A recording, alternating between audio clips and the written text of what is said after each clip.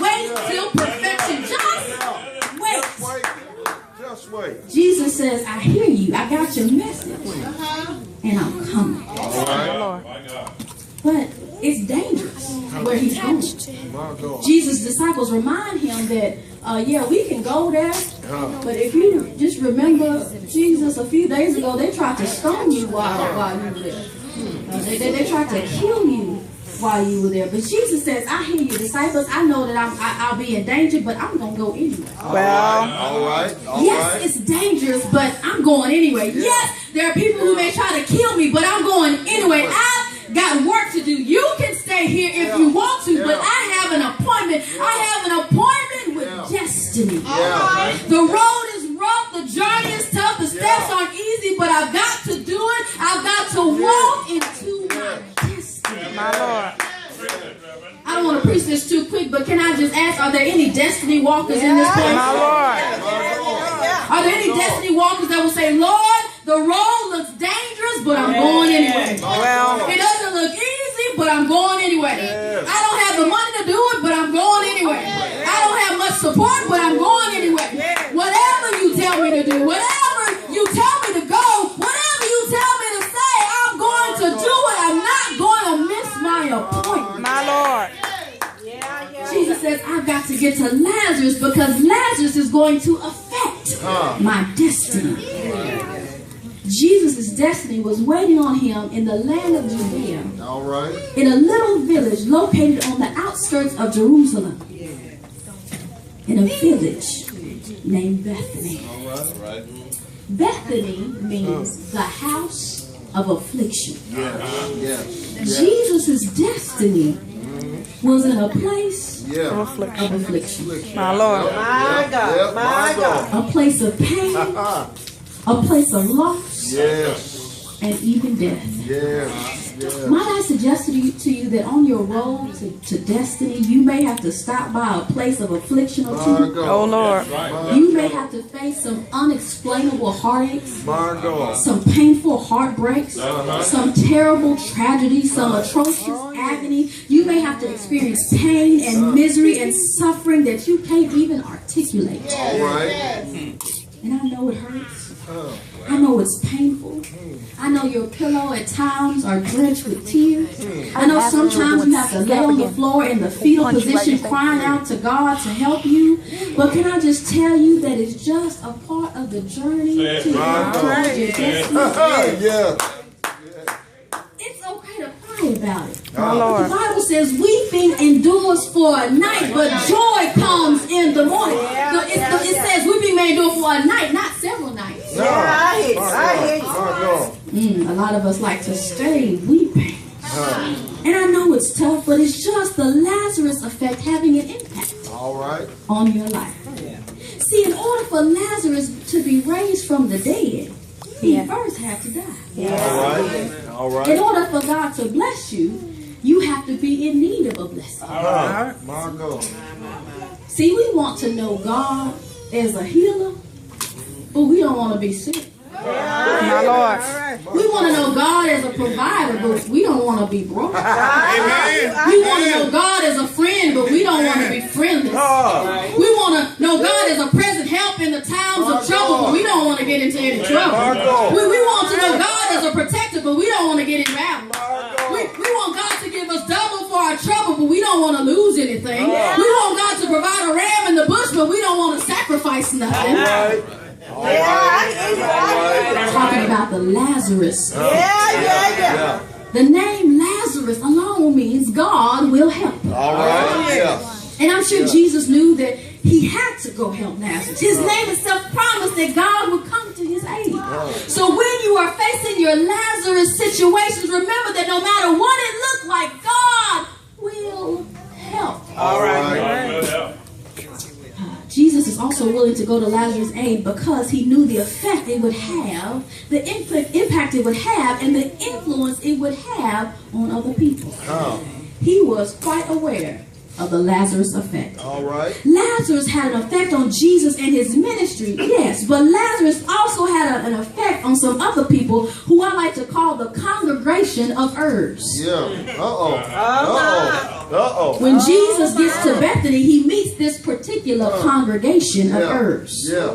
This congregation includes several spectators, countless haters, a few doubters, I see you. numerous betrayers, I see you. and just a handful of believers. I see you. Every congregation has them. Every congregation has some spectators, some haters, some doubters, some betrayers, and just a few believers. No matter how big or small your congregation is, there are always going to be some herbs. Yeah, it is. See, Bethany wasn't Jerusalem.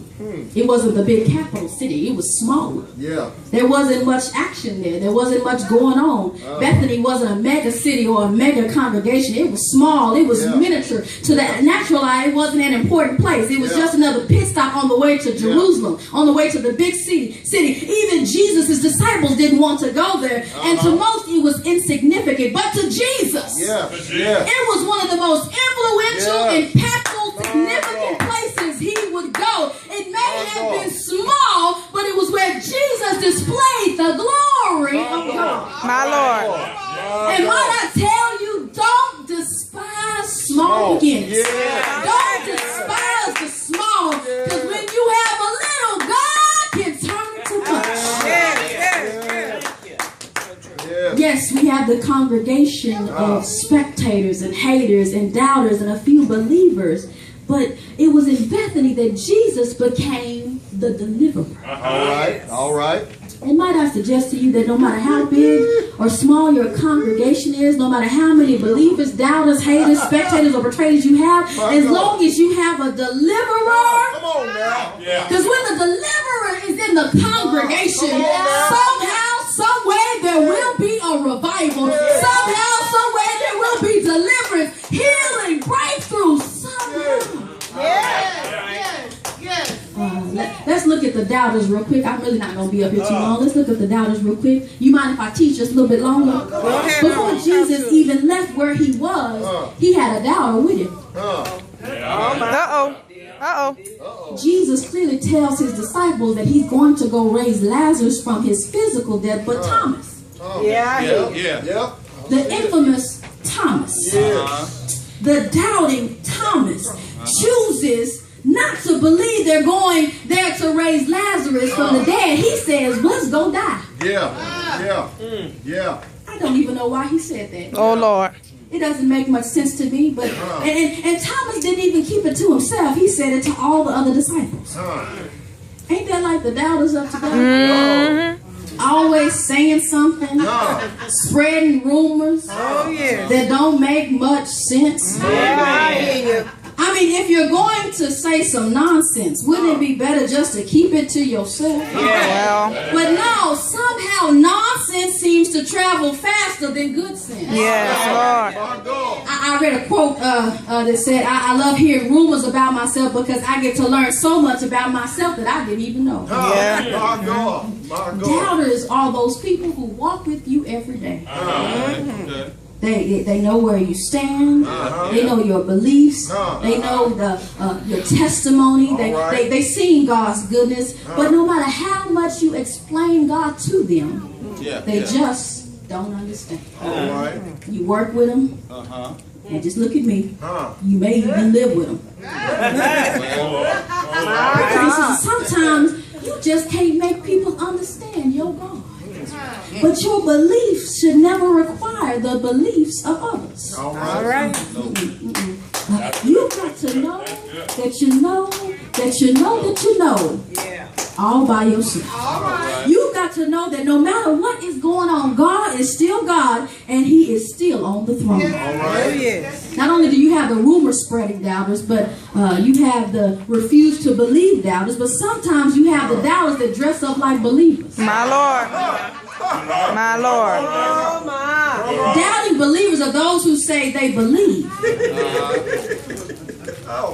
They believe one day. They believe on Sunday. My Lord. But when they get to work on Monday. Well. They believe during Bible study, but when it's time to go out on Friday. That's right. Let's talk about Martha. Come here, Martha. When Jesus was on his way to Bethany, Martha meets him and they have a conversation. In the midst of that conversation, she says, I believe. But when they get to the tomb, I read it. Yep. She says, don't open that. He started to stink. Yeah. That same Martha that said she believed just a few moments ago, when she gets to trouble, she says, I don't believe. You mean to tell me that Martha, this great servant, y'all do know Martha was always caught somewhere serving. It didn't matter where she was. Every time you saw her, couldn't nobody beat Martha serving. One thing I noticed about Martha is that she liked people to see her serving. My God. She liked people to see what she was doing. I see you. But that's a whole nother sermon for a whole nother day. But you mean to tell me that Martha, the servant Martha, the woman who Jesus loved, she's starting to doubt? I mean, Martha could get direct messages to Jesus, but she decides to doubt. You mean to tell me that Martha is doubting Jesus? My God. You mean to tell me that she was looking more at her problem than the problem solver? My God. You mean to tell me that she forgot who she had in her presence? But you do know there are some circumstances that will have even the best of us doubting God. There are some circumstances that will even have the best Christians talking crazy. There's this brother I know that I read about by the name of Job, who lost everything. He lost his houses, he lost his money, he almost lost his honey, he lost everything. And his wife said to him, you might as well just curse God and die. You do know that there are some troubles that will have even the best of us. Come on. Doubting God. But don't look at them too bad. Don't look at Mrs. Job and Sister Martha, because they're not alone. Some of us have walked down doubting lane a time or two. Let us have to file for unemployment. Let us get a foreclosure notice or a repossession or get a diagnosis that's not favorable, or the doctor says I have no more answers, or your child goes to jail. Let the enemy get busy in your house and see what happens. Are you a doubter? But when he gets busy in your house, you've got to tell him, I've never seen the righteous forsaken, nor his seed begging for bread. My Lord. Not only do we have the doubters, but we also have the spectators. Spectators are onlookers. They're in your presence, but they're not present. They're the ones that are there, but not there. They're not quite doubters, but they're not quite believers either. They're not quite haters, but they're not quite fans either. They're the watchers, the observers. They're there watching your every move and your every turn. They're the ones who see all your Facebook posts but never like them. They're the ones who know all the good stuff about you but never compliment you. They're the ones who see God blessing you but they never come to congratulate you. Spectators are bystanders. They're always standing by or they're on standby.